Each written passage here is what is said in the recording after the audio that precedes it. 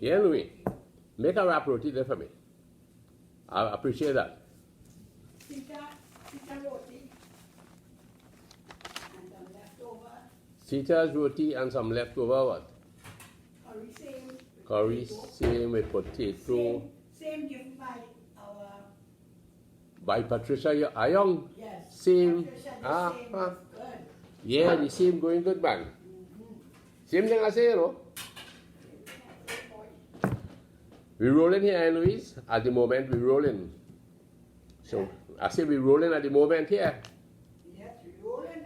Right, man, we rolling home. So I just warming up some leftover.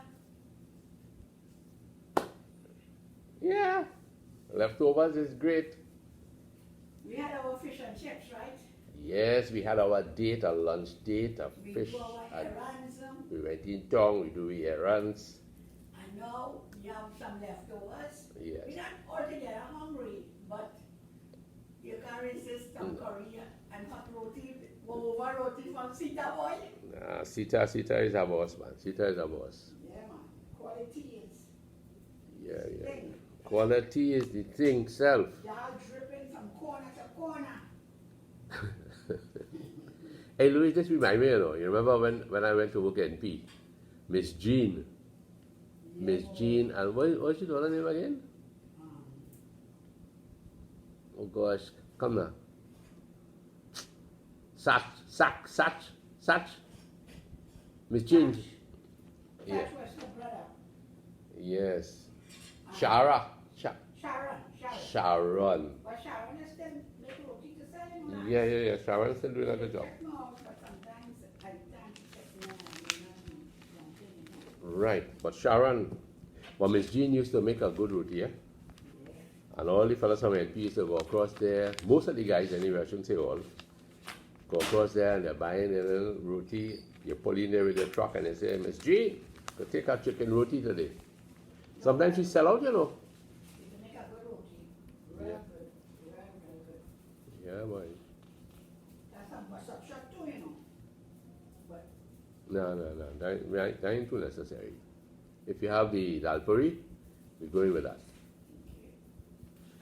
And at the same time, you know, I want to just, somewhere along as we go along, have a little read or something I was writing about the days in trucking. you mean while we having a roti and then? Yeah, while we having this roti. I started to write it, but I feel I gotta end up telling the story. But I'm gonna read what I have written, you know? Well, we don't like corn. You don't like corn, boy. Okay, I have these two little things here on the table, so we can't bang them, and Louise. If we bang them up, we're going to be in real derricks.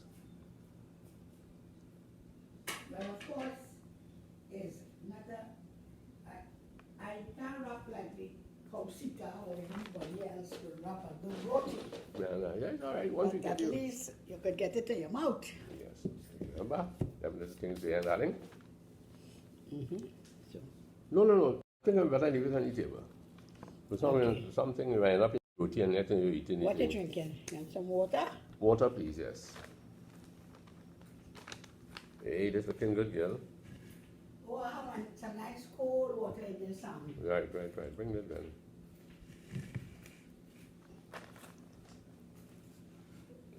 Hey, you know, this is a real useful thing, eh?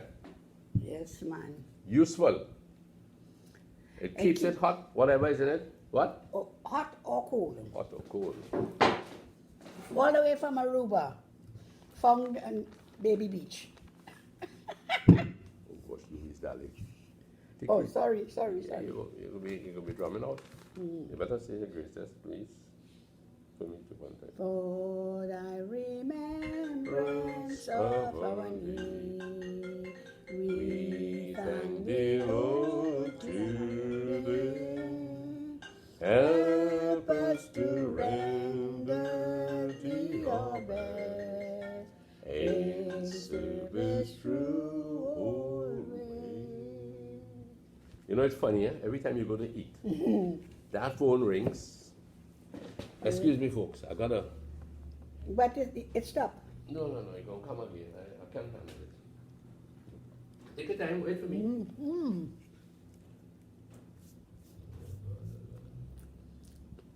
Sister Roti is very good. It's always consistently right, just right. And here I have curry same with potato. This was prepared yesterday. And the same is from Patricia, one of our subscribers who came to purchase Lance's book, Ghost of Cora, which we still have in stock for anyone who might be interested. Oh, there's 2 books there. Anyway, she brought the same, and same is one of my favorite beans, curry same with potato and stew chicken. So that is what we have in this chicken, in this roti, and it is delicious. She thinks she's a great cook, you know. But she is actually. Thanks very much, eh? Sorry we can't share this with you guys. But maybe one day you'll come by and Louise will prepare you something. I can't say. So what are you going to talk about? I'm going to get up for you. Napkins. No, you know.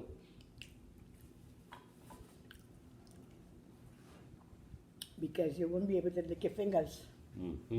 So you'll have to wipe them. Yes, my boy. You know, I was saying, huh?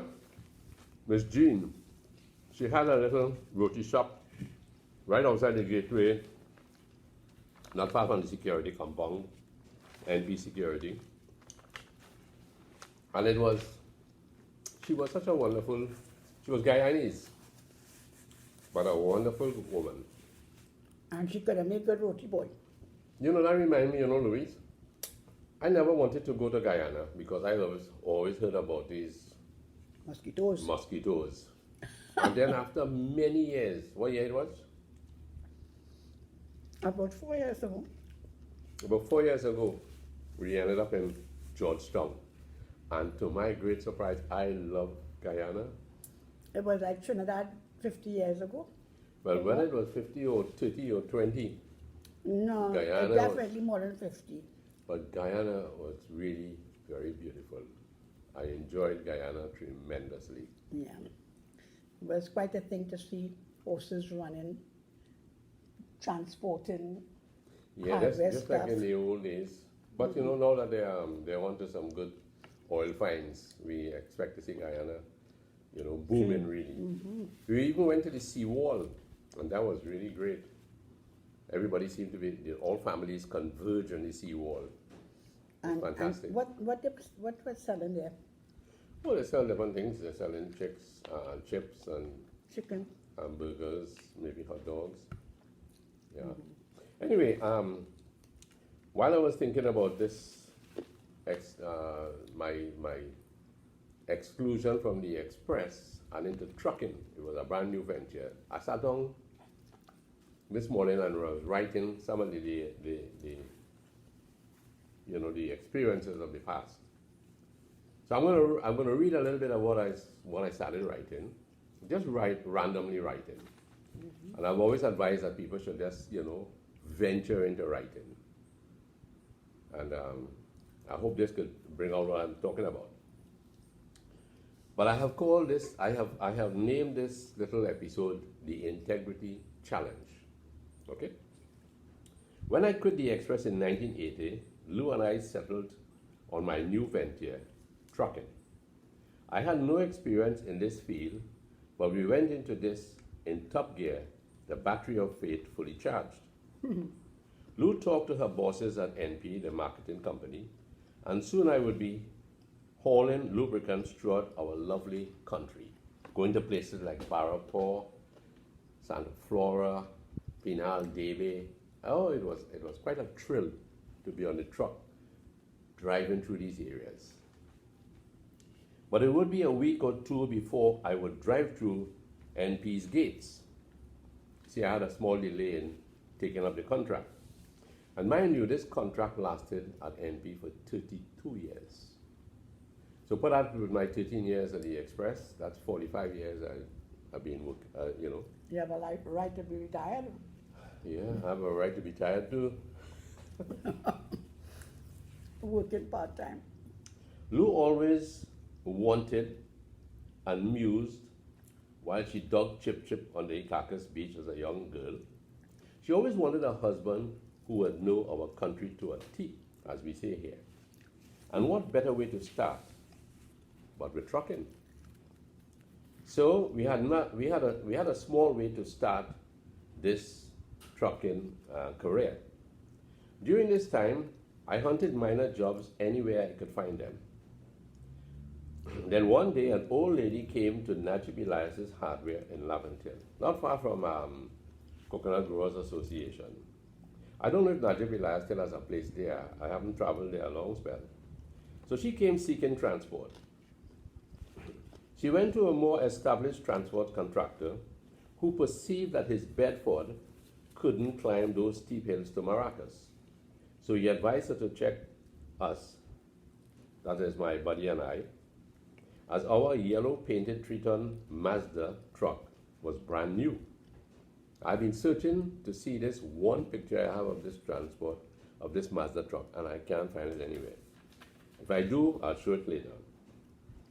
Looking back, that man was a wise man. The job entailed removal of household furniture and appliances from this old woman's place in Upper Laventille to Fisherman's Bay in Maracas. My buddy and I tackled the job with gusto. It would be a cinch, so we thought. For her, the price was right. After all, we couldn't make a killing off a struggling old woman. Little did we know we were up for the kill.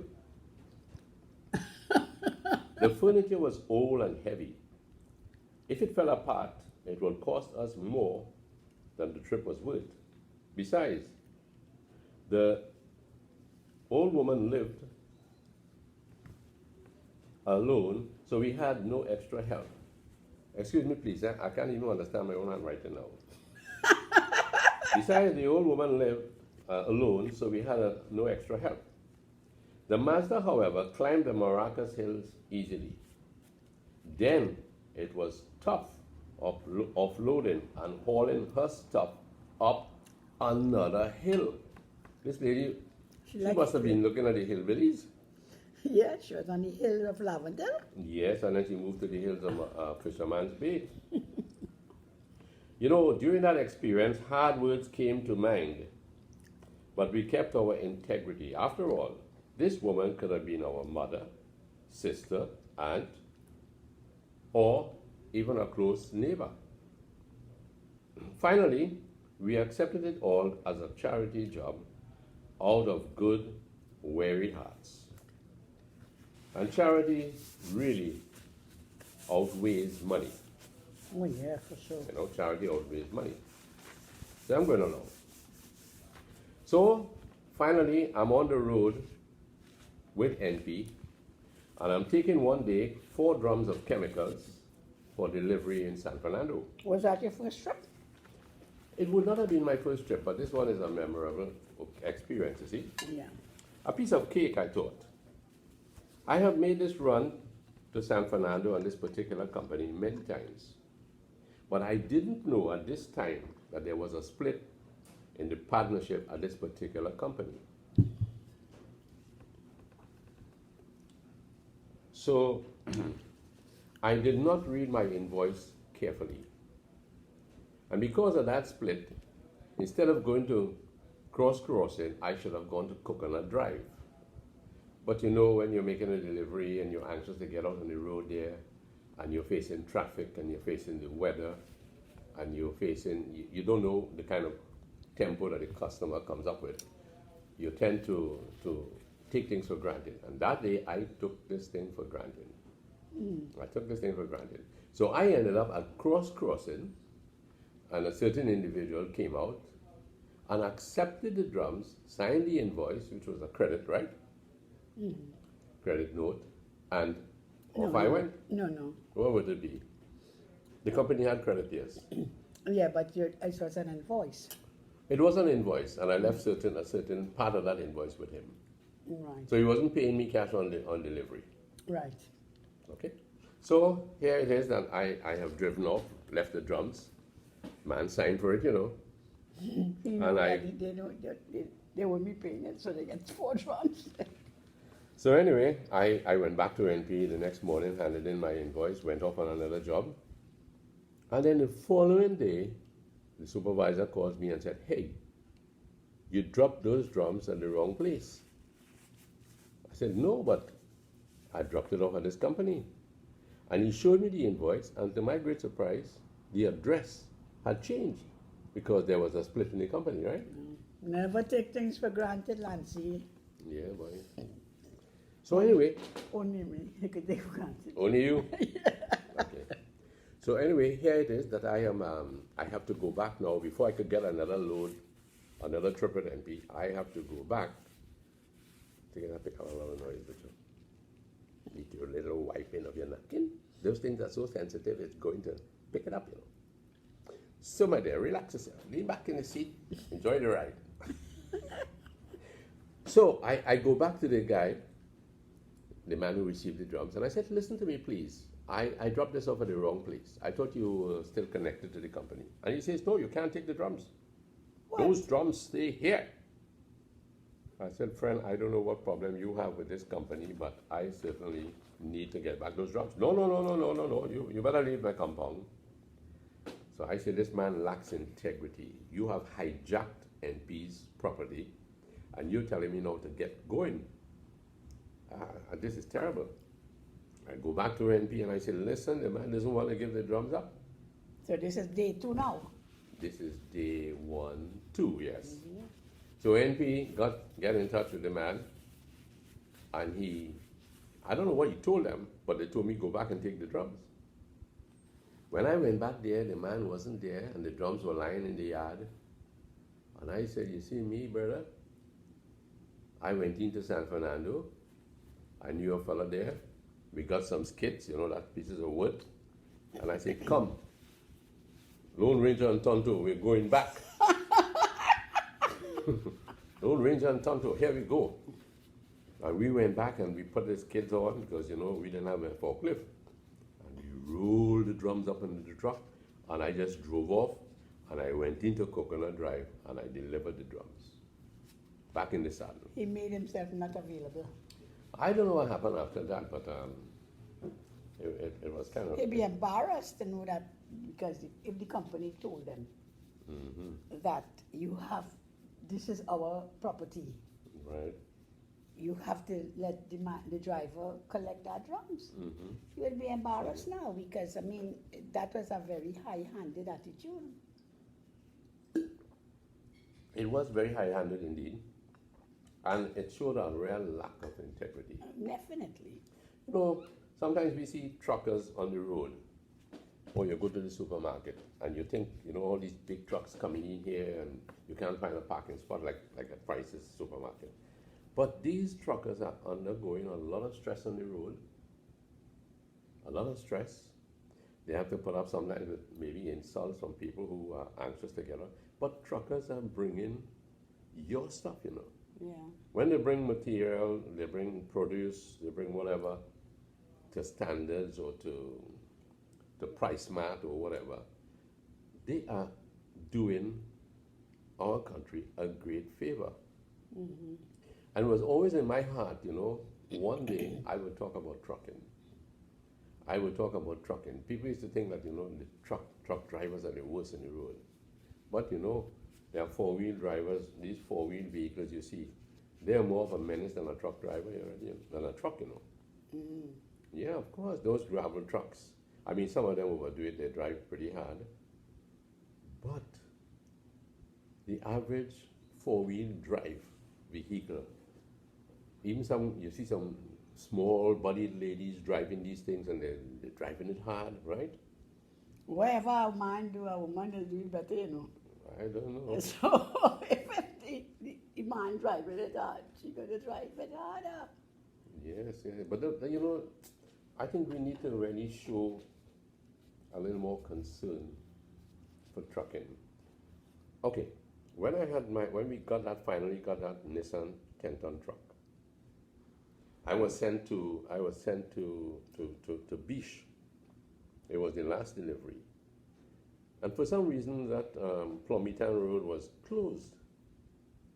No, sorry, along the Manzanilla Road, there was some road work. The road had caved in, and there was no choice but to take the stuff back to NP. But there were a lot of cases. My problem would be, how do I keep this product overnight? So the best thing to do would be to find a way around this landslip and get into Plummeter and then get into Beach and deliver the people's product. Somebody suggested, why don't you pass there? And when I looked down inside there, it was only a jungle. But I couldn't turn back to NP. It was too far. So I decided I better go. To the jungle. Where I Or went the long down way. the long way, but it was all bushy and all that kind of stuff. And there I am facing a bridge, a wooden bridge, that looked like it will collapse. And Louise girl, I said to my companion, we're going through. And the bridge creaked and creaked and creaked. And we crossed it, came out lower down, beyond the landslip, and then we went into Plummeter, made it into Beach, and took our next route back through the old Beach Road, coming along and back into San Grande, okay? So here I Oh, am. darling. You went through a lot of tough times, darling. I never knew it was so hard. But in many ways, a good thing. I always welcome you home. That's And great. you didn't quarrel and think you came home too late or anything like that. No, no, no. So, but it's really tough, you know. You never complained. But Louise, there were truckers out there going through worse things than I did, that I did go through. You see some of the truckers going up to national quarries and other places in Turu, is it? San Grande. And they're going up there 5, 6 o'clock in the evening, and they're overnighting. Oh, you mean the gravel pit? The gravel pits, they're overnighting. Yeah. Remember the story of the young trucker who, on his first day's work, somewhere in, is it Carapo, I think it was, Rabin Saab, is it? Where you go and get this red sand. His first day on the job, and the truck tilts, and he goes over, and it lands in the river, or water, and he drowns. Oh, no. What about the woman who, the man is hauling cane for the sugar factory, and he stops, and he's, you know, in those days the cane might overlap, so he stops and he climbs up into this big tree, and he's trying to settle the cane so it doesn't drop in the roadway and create problems. And you got electrocuted? Yes, and something happened. He must have touched, some cane must have touched a high tension wire, Yeah. and he was electrocuted. And at the funeral, they showed the wife. The wife was there, and the hearse is taking the body away, and she's crying and saying, "He loved me, he loved me, he loved me." I felt so heartbroken for that poor lady. You know? Thank God the Lord bring you safely through all of that. Yeah. That now here we are, we could enjoy retirement. Yes, yes, yes. But there are truckers there who have had rough deals. But even you remember that man who was going down St. James Street in San Fernando? Oh, don't talk about that. That one is scary. I have been making deliveries on St. James Street myself. There was a garden shop right at the top of that, you know, going around Circular Road. Yeah. And there's a garden shop there, and I used to worry myself to death. Suppose my truck, this air brake, Especially give out after on me. after he had his accident. No, that Or was even before. That was even before. And we're parking, and you know, it's steep. And you're wondering, suppose my air brakes run out at this point. When I start this truck and I'm going down here. And this man came down that road with hauling a container, and the brakes gave out, and I believe about 5 people died. You can imagine the horrible years he must have spent. If I'm not mistaken, I think he died in prison, you know. I don't know. I mean, it's really terrible. Yeah, I So- think that was the poor guy. That was really a stressful time. So truckers are going on out there, and there's nobody to champion them, you know, to champion their cause or their job. But with a sense of integrity, they're doing the job. And you see them hustling, and I'm not canvassing for what they're doing, maybe some of them, but we must learn to empathize. Now, people out there are having, especially at that, you know, that level of trucking, it's terrible. Oh yes, but then I have had people who have helped me when I got a flat tire. You know, we weren't always able to really. I think there was a incident the very first day you got the Nissan truck. Oh my goodness. I had gone to Barbados with my sisters, and Lyndon was just 1 year old, and we were going to a convention. But you couldn't make it because you just got your new truck and you had this big delivery to be made. We were just going for the weekend. I remember that. And it was like 40 drums. No, I had over 61 drums on the truck, and each drum is weighing 450 pounds of with oil, right? Lubricant oil. And Was it over your no, weight? the rail. Actually, I should show you a photograph of what the truck looked like. Here's a picture of Lyndon. Here's a truck really that I had. It's a Nissan diesel truck. If you push it, you might see Yes. the whole the face and everything. I don't know, but okay, you can see that there, right? That's Lyndon here in his Saga Boy days. He was like about 13 years there. Right. 14 years. So on this truck I had, and that's the rail that Baron and a company, a fabricating company, had done for us. And they, you know, the 60 drums, I had 42 flat standing, and I had about 42, 18 about 18 or so, or to more, the top. to the top line, right. But I wasn't sure, I was alone, and I wasn't sure how they were settled, because it was the first time I was taking a big load. And And- yeah, it was your very first day, I think, out to work with that truck. With that truck. And here's the thing. When I got down to Gasparillo, I think T&Tech had just begun to lay underground lines to accommodate the highway lighting, right? And I pulled aside, not realizing that the ditch would have been soft. And the truck tilted. And I screamed out because, I mean, I'm a junior to all of this kind of drama, yeah? Not junior, A complete novice. complete novice. A complete novice. And here it was, the truck is tilting. And I am saying, oh my gosh, it's going to all go over. And then it stops. By the And lowest the, hand. I forget even what you call it, yes? That part there of the wheel, it just rested on the roadway, part of the roadway, part of the, My goodness. on the bank there, on the ditch. And it didn't go over. A man came with a Land Rover, and he said, bring out your chain and I'll pull this truck. And I said, I don't have a chain. So he looked at me as to say, you know, what kind of trucker are you? So he left after a while. He stayed with me, and I really appreciated his company, because to tell you the truth, I was nervous. I was in distress. Anxiety stepping Yeah, in. And Louise in Barbados said, she got him console you when you come home, boy. Yes. Oh. Couldn't console me. But anyway, the man left. And then I saw a truck coming up, a long base truck, and it had a winch on it. And I stopped the guy, and I told him, you know, my predicament. And he said, okay, an Indian man, and he backed up in front of me. He attached his long cable in the front of the truck. And I'm trying to rev up the engine now, and he's trying to pull me, and the cable burst. Gosh.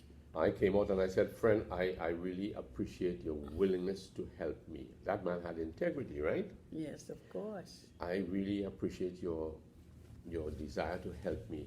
And I'm sorry about the chain, but I can't do anything about this. You know, I can't replace this. I don't have any money to. And he didn't say a word. He winded back up his winch, the cable. But he's not leaving. He's parked ahead of me. And I said, my goodness, what is he waiting on? And then a man stopped on the other side, previous to this, sorry. And he came across and he said, son, I see you have a problem. I will go to Shogunas and I will send up a wrecker for you, a big wrecker, and you will come out. And I'm saying, my goodness, First they work. what is this going to cost me? And then this man came along, and as I said, the cable burst. And he's not leaving, and I don't know what to do. He's just standing there. And then a similar truck, must be from the same company, is coming along the road. He stops them, and they chat, driver and companions, they chat. And then he goes to the front, and that man pulls in front of me, the other truck, the second truck pulls in front of me, and he began to pull the second truck, and the second truck began to pull me. And I came out. And I said, oh my God, you have been good to me. So I ran up to the man and I said, I am so sorry. I don't have enough money. I only have $100 bill on me. And the fellow said, we will take that. You pull out a truck with 60 odd drums. That would have been worth about, at the time, maybe $2,000. You mean for what he did? Yes, of course. But you're talking about 40 years ago? Well, that was back in That would have been 40. 1983 or so, right? Yeah, because Lyndon was a year old and Lyndon is now 40. Well, brother, that would You have mean cost. it will have cost that much? Yes, it would have cost plenty to bring me out. You Not never five- went back to look for that man to give him some more No, money? no, I didn't. I was so glad. What are you charging me with, girl? That was Integrity? that was my allowance, you know. Anyway, I finally made the run to Trinma, and the drums were off, and I went back the next day, and I got a load again to go elsewhere. So, you know, the whole thing about it is there are people out there who are willing to help, and it's not a question of money as much as integrity. They see people in distress, and rather than rifle through and take advantage of the situation, they are genuinely interested. So this in is helping. positive people. Positive people. And that's why our country continues to need positive people. I'm hoping really, I wanted to show you one more photograph. Somebody said, can you show us some photographs of old? And here's Louise and I. Louise, what's this about? NP had long service award, Uh-huh. and I was getting a 35 years service. Okay. And That's and really that cute. picture was taken before we left for the function.